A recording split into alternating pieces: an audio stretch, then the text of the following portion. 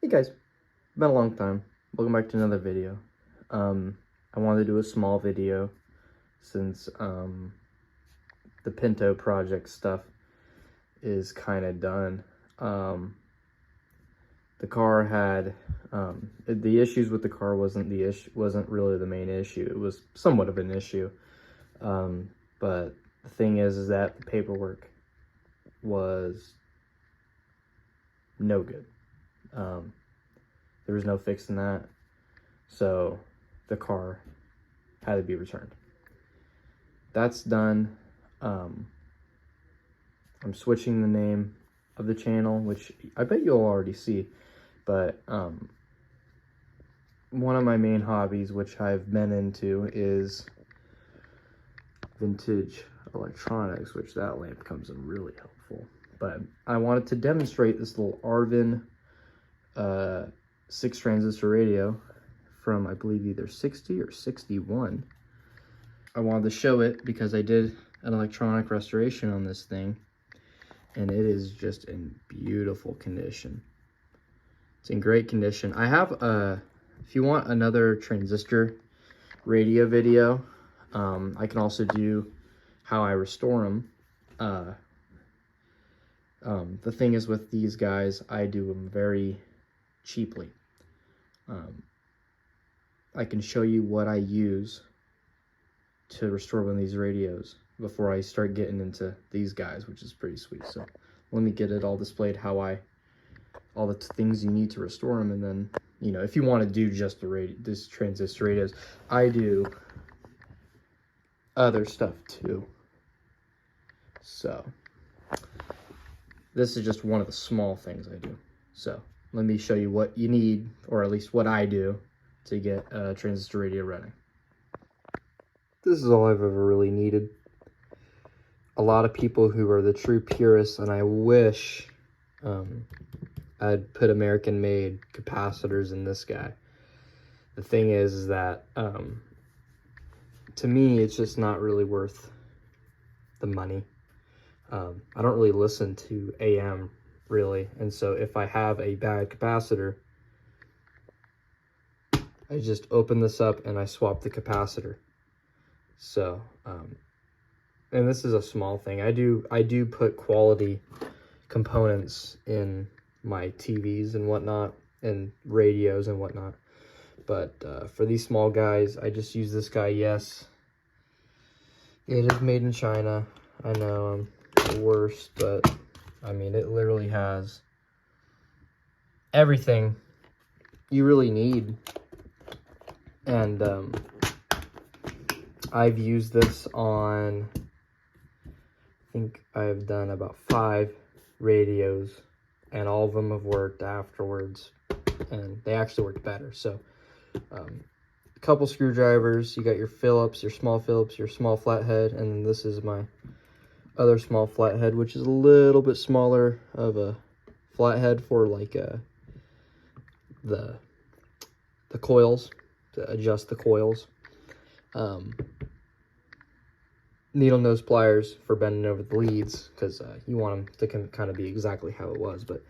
And then a solder sucker, because you want to make sure, because these boards are small, as you will see. So now that like 1:50 is done, let me get into this radio real quick. So back to the radio.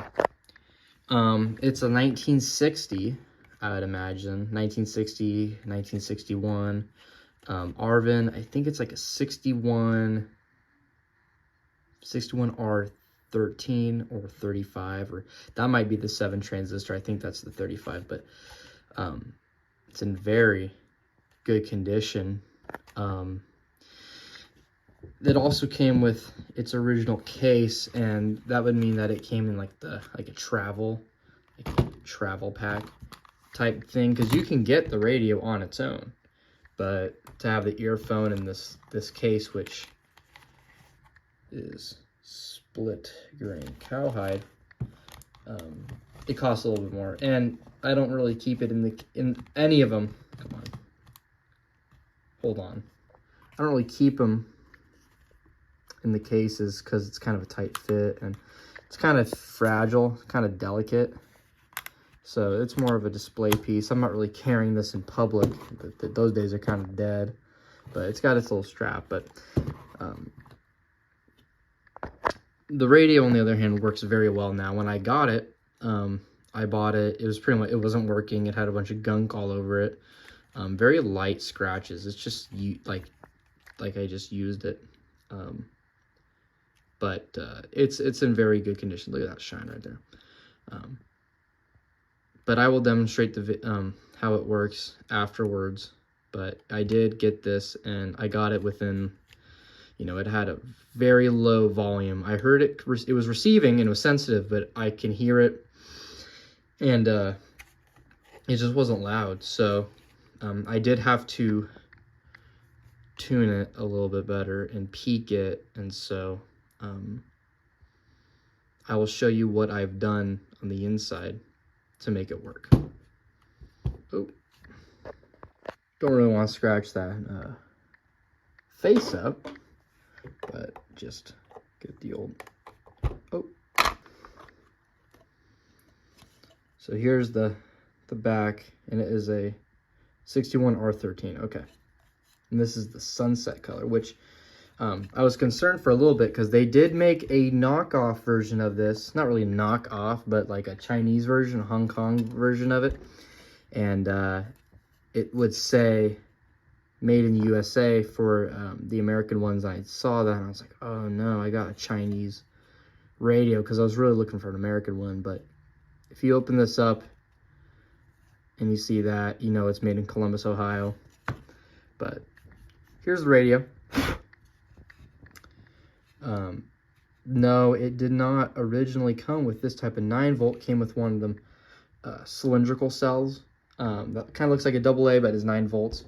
And I'll show you how I did this, which isn't really correct, but it works. But as you can see, it looks fairly original.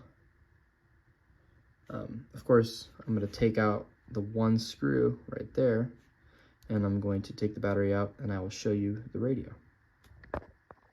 Taking it out of the case, I just wanted to make sure I'm very delicate with this guy. So look at that American-made tuning capacitor or potentiometer. I really do like that.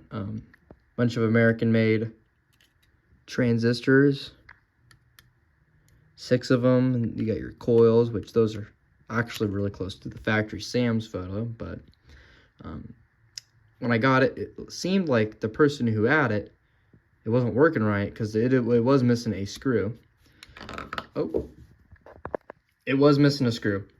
So I assumed that he came in here and started tweaking everything to get it to be loud, and what it really needed was all new capacitors. So as you can see, I'll show you the capacitors on these guys, if I can get it to focus. But I mean,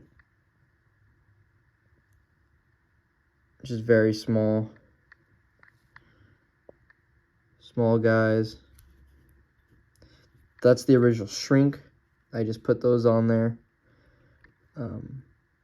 Only just those 4. No, on the 7 transistor, there is another one right around here, but this one doesn't have that, so, because it's 6, but I also didn't receive great, too, sometimes, because it had a broken solder joint on the antenna. But anyway, also, I took off the prongs that go into these guys for that 9-volt cell, and I hooked it up to a spare 9-volt battery connector, and I will show you how I put it in there once I carefully put this back in. But everything was cleaned with electronic cleaner, like the controls, and everything was cleaned. So this is truly is the best receiver I have out of the other ones. And if you want to, if you want me to show those off, just let me know. But let me get this back in there and I'll show you what I did. So how I'm going about this operation, I'm moving that one screw, which was left with me, And I'm using the tuning capacitor knob as just the holder. But then I'm kind of shoving this guy. Hold on, I can't do this with one hand. On this radio, I'm able to snake the leads underneath the battery and then kind of tuck it a little underneath that board where that's flat, like that. And there's no really other better way around it, but then you line up that post hole and then screw it in, and you have a very solid connection where it doesn't rattle around a lot when it's in there. So now it's time to demonstrate the sensitivity of this radio, which is extremely sensitive. So I'm going to go ahead, turn it on. But I heard the messages growing up of burial cost and suffer. Other people are more important for you than you. Sacrifice good health, self-care. And they laughed at the audio end of Robin that represented. Look, there's one man in the way of this franchise empowerment movement, Rob, and you've been saying it for the last almost 10 years. Adam Silver is the biggest softy, Mr. Softy. You say this, and your motivation may simply be to be accurate, but I'm curious why you made the point of distinguishing a peptide vaccine from an mRNA vaccine. Because I'm curious, did you do that because, A, you just want accuracy, but B, the skepticism right now publicly around mRNA? I think it's twofold. One is for accuracy, absolutely, and I think, This is max volume. Revitalize something new, something to attract more people. This show used to be huge, apparently. Sometimes, I've had those, and that's playing in my head, and it's just not going to work. All right, well, no, I thought the ice cream show was horribly, so the same impact. Oh, no, I knew what was coming. To love Lynch is to sign up. Gifts entrusted to us by God, we must take reasonable care of them.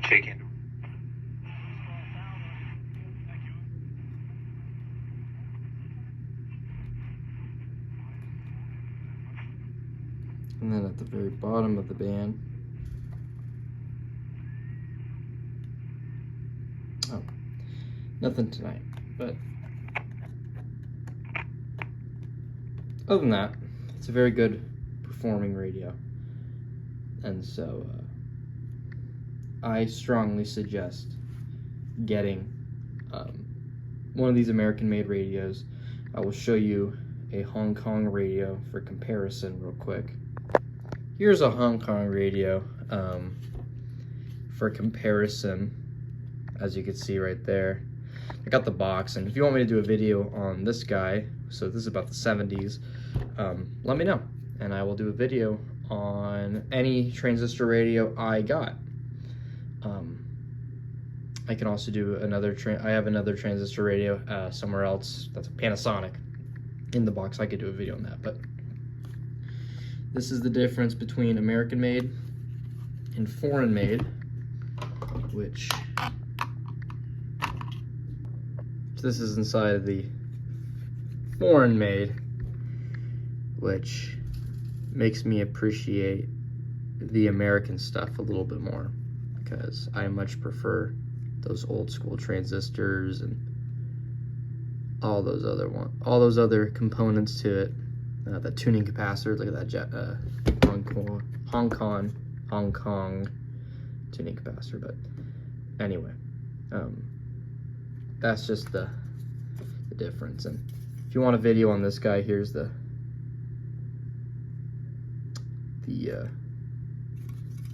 info on that. But anyway, I digress. If you want me to do any more transistor videos on these radios, or maybe even a restoration, I may, I'll go out and I will purchase a radio for restoration, and I'll show you how I do it. Very clean and simple. So if you want me to demonstrate that, let me know. I got more videos on the way. A lot's been going on, including the pinto stuff. So I will be changing the name. So if you get this video, You go, well, where's the pinto stuff? The pinto stuff's gone. I'll still do like truck videos and whatnot on my personal truck, and maybe even my fiance's car on her Mustang. But I'm also working on another project right now, which I'm not really going to disclose because it's kind of, I'm working on it, it's kicking my ass, but hopefully I'll be able to get it done soon. So anyway, I appreciate you guys watching, and I hope you liked the video. All right, see you guys.